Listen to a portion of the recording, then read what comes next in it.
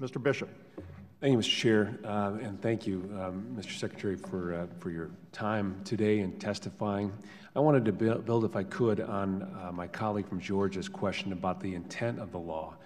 And specifically, I want to talk to you about a provision that is important to my constituents. My constituents frequently reach out to me and to my office regarding Common Core. And I must say, as a parent, I agree with their concerns. What started off as a state-led effort quickly grew into an avenue for federal overreach and into local classrooms. Whether through conditional waivers or, of course, race to the top, many states and schools felt coerced into adopting Common Core.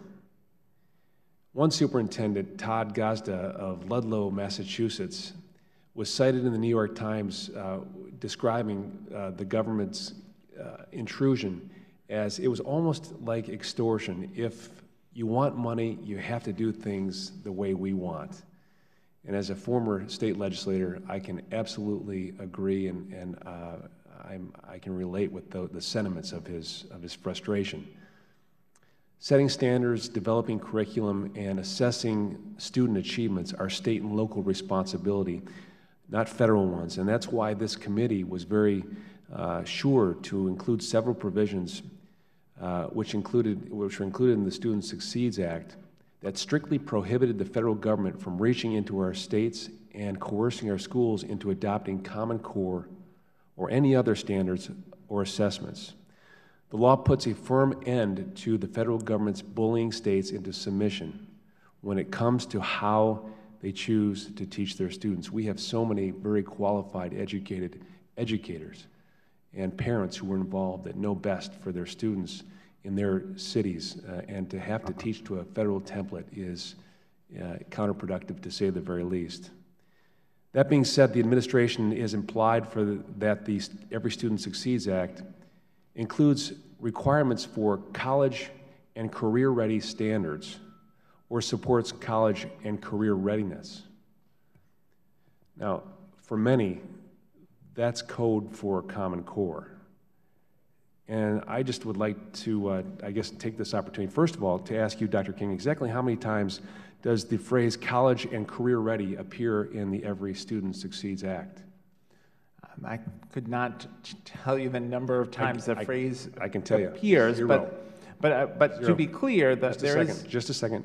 I don't mean to interrupt, but I want to make this point. It appears 0 times. The term college and career ready does not appear anywhere in the Act. Yet the administration is sending a message that directly contradicts our intent to prohibit the federal involvement in setting standards or assessments. On that point, do you know how many provisions in this law explicitly prohibit the federal government from dictating to states that what kind of academic standards they can or cannot adopt? We are very clear and have always supported the principle that standards should be state-developed, state-adopted. Okay. And well, good. This is helping me then.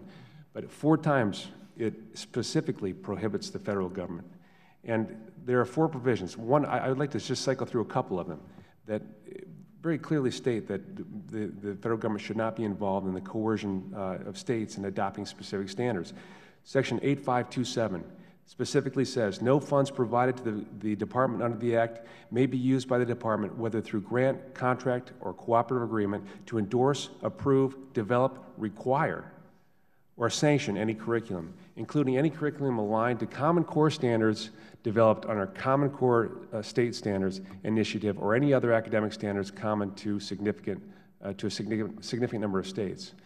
Cycling through to Section 8544 specifically, unambiguously provides, nothing in this Act shall be construed to prohibit a state from withdrawing from Common Core standards or from otherwise revising their standards. So in Michigan introduced a bill to get rid of Common Core in the state of Michigan in reaction to this law.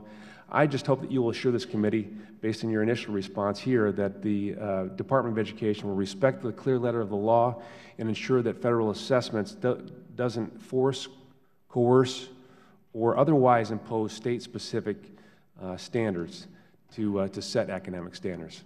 Prior to the adoption of Every Student Succeeds Act and under the Every Student Succeeds Act, we are committed to the principle that standards should be determined by states, developed by states, and the implementation of curriculum is a matter for state and local decision-making. That said, it is important that Every Student Succeeds Act sets the goal that states will have high standards that move towards students graduating from high school ready for success in college and careers, ready to take credit-bearing coursework when they get to college after completing their high school The gentleman's diploma. time has